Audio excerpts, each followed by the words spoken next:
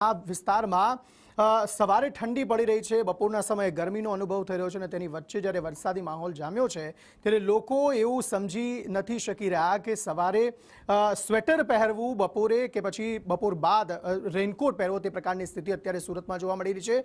સુરતની સાથે સાથે વલસાડ જિલ્લામાં પણ ધોધમાર વરસાદ વરસ્યો છે, જેમાં ઉમરગામ, વાપી, ધરમપુરમાં પણ વરસાદ વરસ્યો છે। આ ઉપરાંત કપરાડા, પારડી તાલુકામાં પણ વરસાદી માહોલ જામ્યો છે। ઉમરગામમાં સૌથી વધુ 2 ઇંચ જેટલો વરસાદ વરસી ચૂક્યો છે। જાવેદ ખાન આ અંગે વધુ માહિતી આપી રહ્યા છે। જી જાવેદ।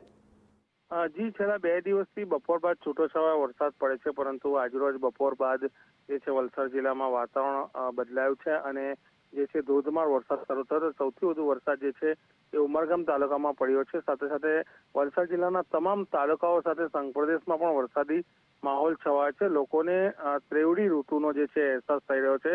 સવારે ઠંડી હોય છે, બપોરે ગરમી હોય છે અને સાંજે વરસાદ પડી રહ્યો છે। આના કારણે જે છે કમોસમી વરસાદના કારણે ખેડૂતોના જે ઊભા પાક છે એ ઊભા પાકને ભારે નુકસાન થવાની ભીતિ જે છે સર્જાઈ રહી છે। આભાર સમગ્ર માહિતી આપવા